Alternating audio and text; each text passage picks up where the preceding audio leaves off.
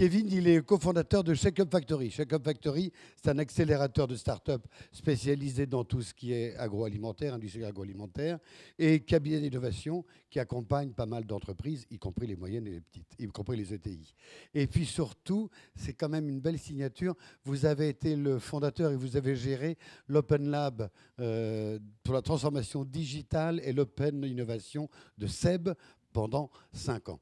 Vous commencez, si j'ai bien compris, par un constat pas très agréable. On va rentrer tout de suite dans le vif du sujet. Les industries agroalimentaires sont en retard, très en retard.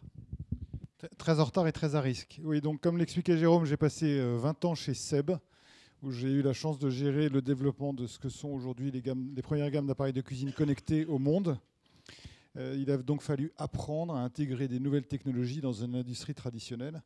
Et en fait, sur la base de ces expériences, on a monté Shake Up Factory avec un associé. Et chez Shake Up Factory, on fait du lien et de l'innovation en s'appuyant sur les startups.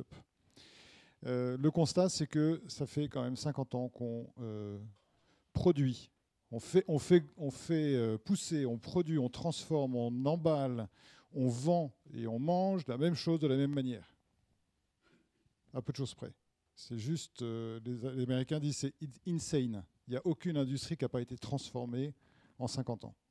Et l'agroalimentaire est celle qui est le plus en retard en termes de transformation digitale, de très très loin. Agroalimentaire et agriculture, ces deux industries sont juste en train d'être transformées. Vous avez vu ce matin peut-être que le leader américain du lait vient de faire faillite. Ce n'est que le début. Et j'ai la chance de travailler avec des plus grandes entreprises aujourd'hui et les meilleures startups. Et je peux vous dire effectivement que c'est quelque chose qu'on vit au quotidien. Pourquoi ? Parce qu'en fait, l'agroalimentaire est en train d'être radicalement transformé par des nouveaux venus que sont des milliers de startups qui ont levé plus de 70 milliards depuis 10 ans.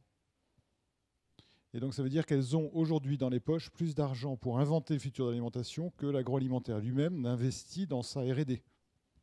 En tout cas dans la partie R de sa R&D. Et donc, ils sont en train d'inventer une économie parallèle. Et Aurélien voulait que je vous donne juste un aperçu de ce dont on parle. On parle d'une transformation absolument radicale tout au long de la chaîne de valeur. Vous avez entendu parler d'agriculture de précision. On va parler d'intelligence artificielle. L'intelligence artificielle, elle peut être tout au long de cette chaîne de valeur. On parle en fait de nouveaux secteurs, de nouveaux services, de nouveaux produits et de nouvelles catégories de marché qui sont en train de faire la révolution. Aujourd'hui, Carrefour est challengé, entre autres, par un Deliveroo ou par un Uber Eats qu'il n'a pas vu venir et qui aujourd'hui lui pique des clients tous les soirs qui préfèrent se faire livrer par les restaurants, le restaurant devenant le nouveau distributeur de food pour vous et moi. Ce que je veux souligner, c'est que la raison pour laquelle ça se transforme, c'est d'abord, avant de parler de technologie, c'est d'abord et avant tout un changement radical des habitudes et des besoins et des demandes consommateurs. Aujourd'hui, on veut tout à la fois. On veut de la transparence de l'origine, de la traçabilité, on veut du bio, on veut que l'agriculteur soit bien payé, on veut savoir que les vaches sont bien traitées, on veut de l'individuel, du nutritionnel, du local, on veut tout ça à la fois et on va être livré en 30 minutes. Ça paraît paradoxal, mais c'est en fait possible. C'est désormais possible. C'est ce que fait Uber. C'est bien local, c'est nutritionnel, c'est en général bio, etc. Voilà. Et au prix de ce que vous achetez en supermarché. Et c'est rendu possible, entre autres, par la technologie. Et donc cette révolution-là, elle aussi impacte des sujets dont on va parler tout à l'heure, parce que pour rendre tout ça disponible sur un produit, il faut pouvoir le prouver. Pour le prouver, il faut faire appel à des données. Ces données, il faut pouvoir les traiter, les analyser, ce que ne sait pas faire aujourd'hui l'agroalimentaire. Et donc il y a un vrai enjeu et un vrai sujet, d'abord et avant tout. J'anticipe peut-être ce qui va être dit tout à l'heure, mais l'intelligence artificielle permet, entre autres, et d'abord avant tout, de répondre à la demande des consommateurs. La deuxième chose, c'est qu'effectivement, on va parler de révolution technologique. Il y a 5 ans, quand on parlait de révolution technologique, on parlait, ou de digital, on parlait de CRM, on parlait de Facebook, de réseaux sociaux, etc. Aujourd'hui, on va vous parler d'intelligence artificielle, de data science, de big data, de génétique, de génomique, de biotechnologie, de biochimie, de fermentation, de computational design, en fait des dizaines de technologies qui sont toutes en train d'arriver à maturité en même temps. Et c'est ces technologies qui vont faire l'agroalimentaire de demain. Et ces technologies, l'agroalimentaire d'aujourd'hui est incapable de les maîtriser. Comme moi chez Seb, il y a 10 ans, on a fait le constat qu'on ne serait jamais un expert du protocole de communication ou des téléphones. On ne saurait pas faire. Donc l'industrie agroalimentaire se retrouve obligée de devoir anticiper tout ce que ces technologies vont avoir comme impact sur l'avenir de l'alimentation. Et c'est pour ça que votre participation à cette réunion d'aujourd'hui est super intéressante parce qu'elle vous permet de voir comment l'un de ces sujets peut effectivement impacter. Un autre élément aussi, juste pour votre compréhension, c'est qu'on ne parle pas d'une seule, on parle de beaucoup de technologies, mais on parle aussi d'acteurs qui sont capables de les assembler entre elles. Uber, c'est pas que du GPS. Uber, c'est le premier à avoir localisé un GPS à la seconde près, au mètre près. Donc c'est d'abord et avant tout une entreprise de techno. Elle en a fait un business, puis 2 business. Mais elle maîtrise le GPS, la big data, la data science, l'intelligence artificielle, et elle combine tout ça pour pouvoir vous permettre d'avoir un sandwich en 2 minutes au pied de chez vous.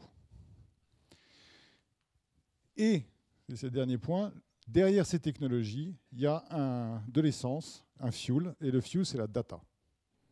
Et c'est là où on va faire le lien avec la suite, c'est que la data, elle a un truc qui est absolument phénoménal pour elle, c'est qu'elle déteste les silos. Or, on est dans une industrie, l'agroalimentaire, une industrie de silos, à la fois entre les métiers et à l'intérieur des entreprises, entre les différents acteurs d'une entreprise. Or, la data, elle traverse tous les silos, et en fait, ce qui va faire la création de valeur demain, c'est la capacité à comprendre, analyser et maîtriser cette data. Je pense, et je peux vous dire d'ores et déjà, que demain même, les entreprises agroalimentaires vont intégrer dans le prix de revient de leurs produits un prix de conception ou d'analyse de la data, parce que c'est celle-là qui va leur permettre de vendre des produits de meilleure qualité et plus chers. C'est ce qui permet, pour revenir à Uber, de savoir que vous allez payer votre sandwich à 10 h du soir, 2 fois plus cher qu'à 5 h du matin, ou qu'à midi, et qu'à 10 h du soir, vous allez non seulement le payer plus cher, mais en plus de ça, vous allez pouvoir vous le faire livrer en plus de temps. Et donc, j'optimise mes process et j'optimise mon revenu. Donc, la data est absolument essentielle. C'est elle qui, bien analysée et combiner toutes ces informations les unes avec les autres, va permettre de créer de la valeur demain dans l'agroalimentaire. Une data qui permet de mieux comprendre les ingrédients, de mieux comprendre l'impact des ingrédients sur les utilisateurs, de mieux comprendre les process, de mieux comprendre comment chacun des éléments du process permet de modifier, d'améliorer, de créer de la nutrition, de la qualité, etc. Et il y a des dizaines d'exemples que je pourrais vous donner, mais ce que fait DataSweaty, ils l'expliqueront, montre bien que des entreprises qui savent mettre en place ce type d'outils sont capables de créer de la valeur et sont capables de reprendre un avantage compétitif dans ce qui est un métier extrêmement compliqué.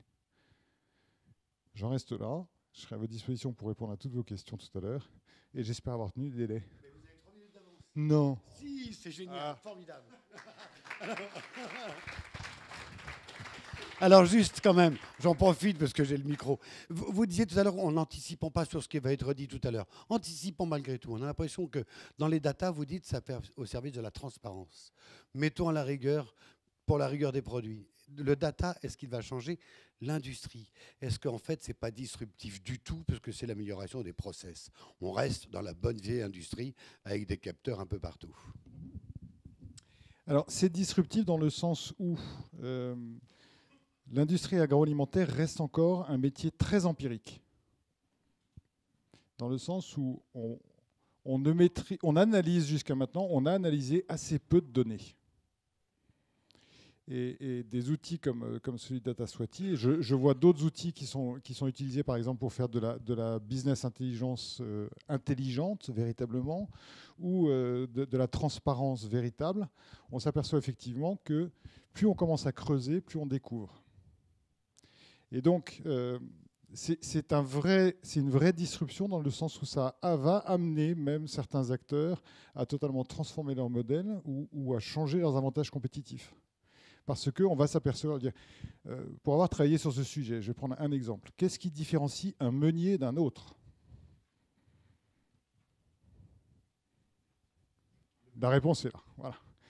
Il y a tellement l'agroalimentaire est un secteur qui est tellement entre guillemets standardisé depuis des décennies pour répondre à un besoin qui est d'avoir des produits les moins chers possibles, qu'aujourd'hui, le fait de commencer à creuser la data invite à se poser la question de savoir demain ma création de valeur, demain mes avantages compétitifs. Et donc demain, est-ce que je suis prêt à changer de modèle? Et des gens comme Uber, si je reprends cet exemple-là, mais je pourrais vous en donner des dizaines, ou Amazon. Amazon et Uber sont des entreprises de data. C'est parce qu'ils maîtrisent la data, parce qu'ils mettent de l'intelligence artificielle dessus, qu'ils sont capables de transformer et de créer une nouvelle proposition de valeur pour l'agroalimentaire et pour répondre à nos besoins de manger bien, bon, sain tous les jours. Et donc, c'est là où effectivement la data devient un support de disruption demain.